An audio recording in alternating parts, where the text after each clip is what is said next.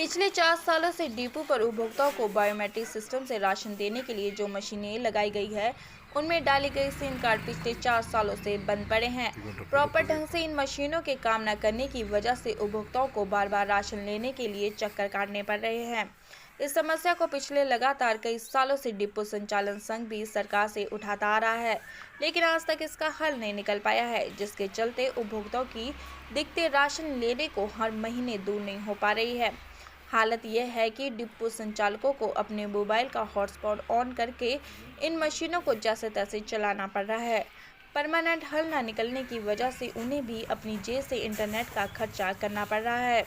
हालांकि जिस कंपनी को सरकार ने इन मशीनों को चलाने का जिम्मा सौंपा था, वो भी इंटरनेट सिस्टम को बेहतर उपलब्ध नहीं करवा पाया है, जिसे लेकर प्रदेश डिपो संचालन संघ भी सवाल उठा रहा है। महीने में 15 से 20 दिन तक सर्वर डाउन रहता है, जिसकी वजह से मशीनें के सिस्टम के जरिए उपभोक्ताओं को राशन देने में बार बार दिक्कतें आ रही है। अब संघ ने नई सरकार से भी मांग उठाई है कि इस समस्या का स्थायी हल निकाला जाए, बाकी वह बेहतर ढंग से हर महीने उपभोक्ताओं को राशन उपलब्ध करवा सके। जो सिम कार्ड खराब पड़े हैं उन्हें ठीक करवाया जाए, सर्वर भी नया लगाया जाए ताकि बार बार की दिक्कत दूर हो जाए। हिमाचल प्रदेश डिपो संचालन संघ के प्रदेश अध्यक्ष अशोक कुमार कवि का कहना है कि वह सर्वर डाउन होने की समस्या को कई बार पिछली सरकार के पास उठा चुके हैं। महीने में लगातार इंटरनेट न चलने की दिक्कत रहती है। सिम कार्ड पिछले 4 सालों से खराब पड़े हैं।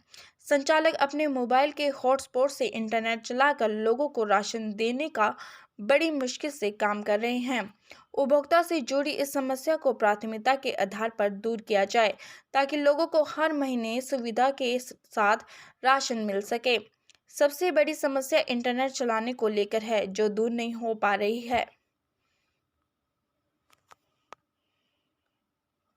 बायोमेट्रिक की बात करें, लगातार ग्राहकों से शिकायत आती है कि बायोमेट्रिक जो है वो काम नहीं कर रहा है और इससे काफ़ी ज़्यादा परेशानी हो रही है राशन लेने में। क्या जी बिल्कुल।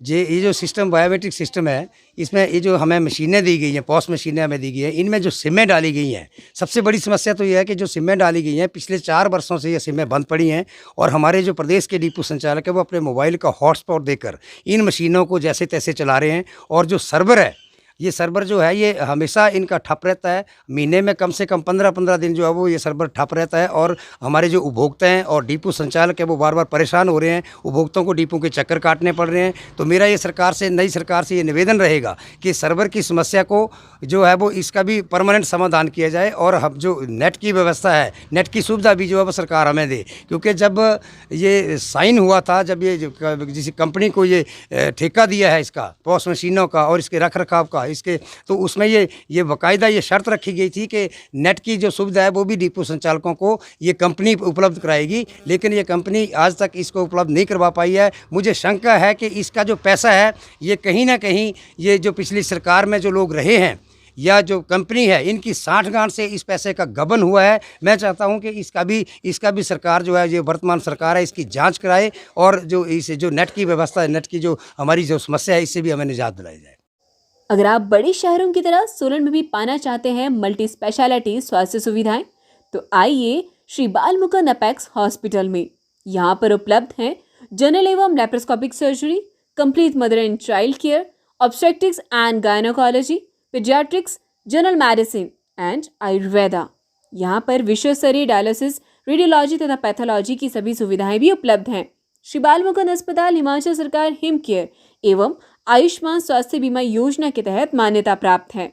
किसी भी प्रकार की स्वास्थ्य संबंधी सेवा के लिए संपर्क करें 8091966601, अतिरिक्त नंबर 8091966603।